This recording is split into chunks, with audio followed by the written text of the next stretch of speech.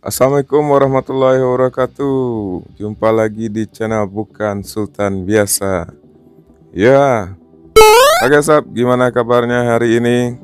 Masih klik logo petir hijau kan? Oke Sob, mungkin bagi para pionir atau para P miner ya, P miner.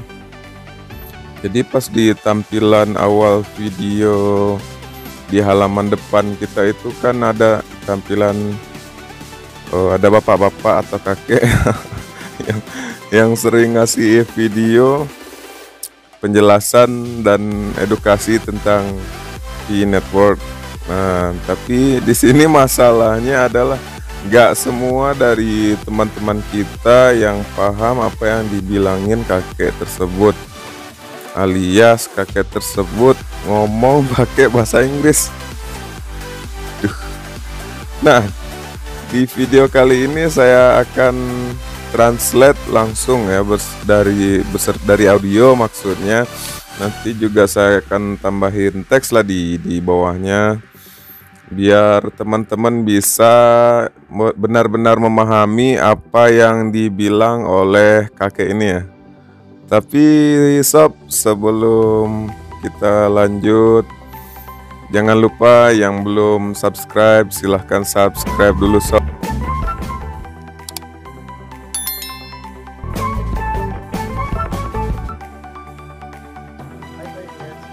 Hai pionir, hari ini saya akan menjawab beberapa pertanyaan mengenai dompet Pi.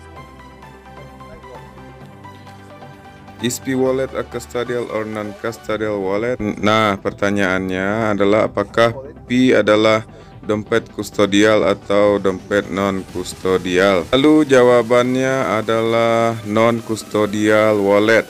Jadi sekali lagi Pi merupakan non-custodial wallet. Nah, apa itu pengertian dari custodial wallet dan non-custodial wallet? Mari kita simak sob. Apa itu dompet kustodian atau custodial wallet? Nah, dompet kustodian adalah sebuah dompet yang kuncinya dikelola oleh pihak ketiga.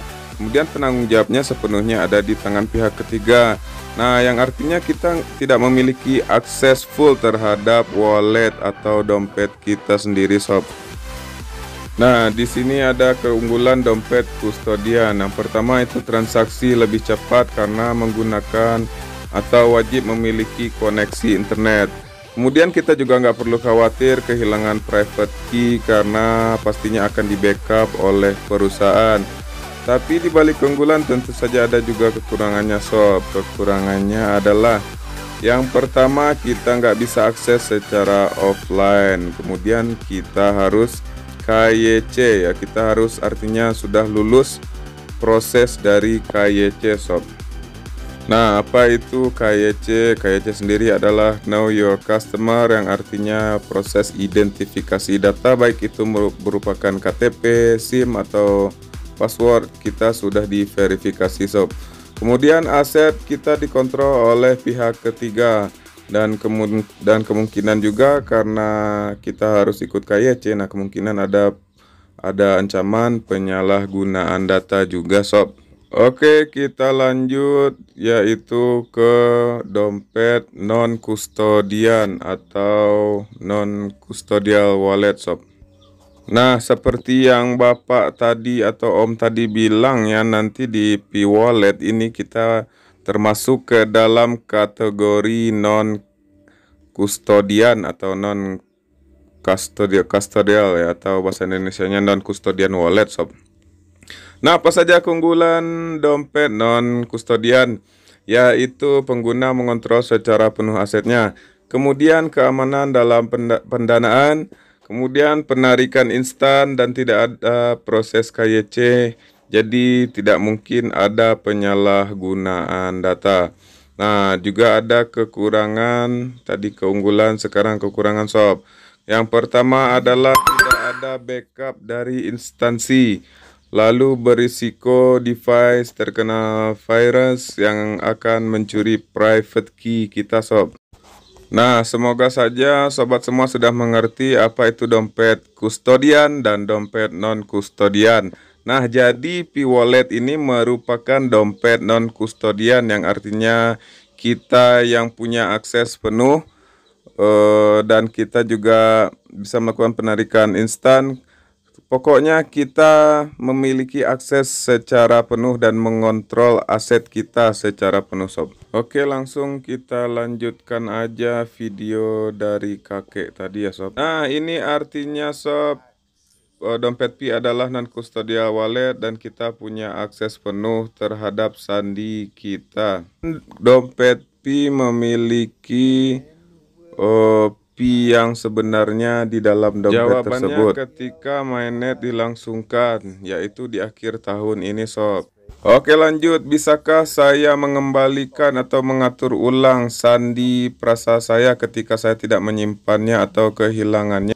Jawab, tidak. Tidak ada seorang pun yang akan memiliki sandi Anda karena inovasi Pi yang potensial menggunakan lingkaran keamanan di bawah pengembang.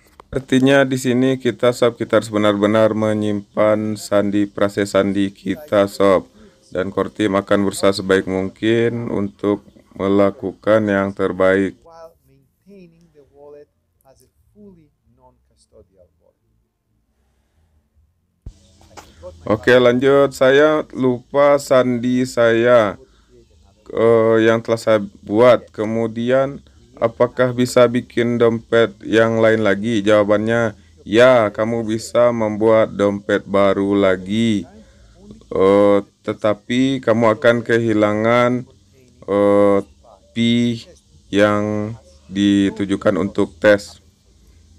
Nah, hati-hati dengan Pi yang sebenarnya ketika mainnet. Kalau sudah mainnet, kita akan kehilangan Pi yang sebenarnya. Nah, dan itu nggak bisa dikembalikan. Nah, makanya kunci tadi atau sandi prase tadi benar-benar kita simpan di tempat yang aman, sob. Lanjut, saya tidak sengaja membagikan sandi saya dengan yang lain. Apa yang harus saya lakukan? Nah, jawabannya bikin aja dompet yang baru dan yang lama itu nggak usah dipakai lagi, sob.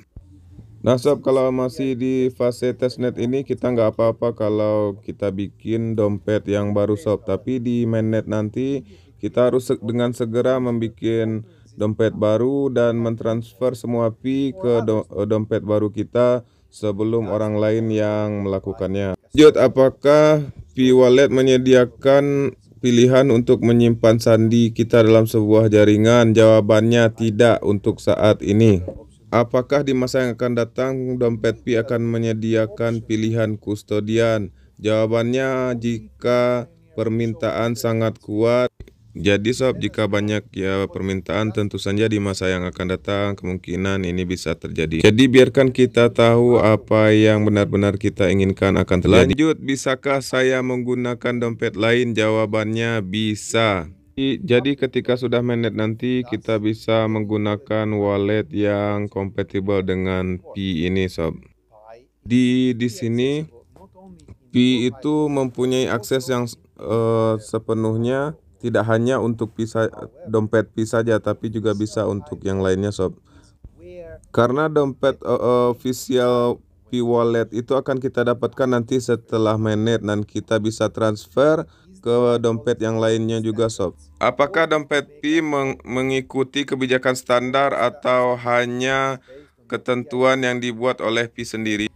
Nah, jawabannya adalah P-Wallet berdasarkan BIP 39 dan BIP 44 standar atau peraturan standar kripto. Jadi Pi ini sudah mengikuti algoritma dan peraturan yang standar. Kenapa harus ada potongan transaksi? Nah, adalah komisi setiap transaksi itu untuk menghindari transaksi palsu, kemudian untuk menghindari adanya kemacetan selama melakukan transaksi, sob. Berapakah nilai dari komisi transaksi? Jawabannya di masa testnet ini komisinya adalah 0,01 Pi. Walaupun kita melakukan transaksi sebanyak apapun, tetapi komisinya tetap aja 0,01. Jika ada kemacetan transaksi, maka transaksi yang memiliki komisi tertinggi yang akan didahulukan atau dieksekusi.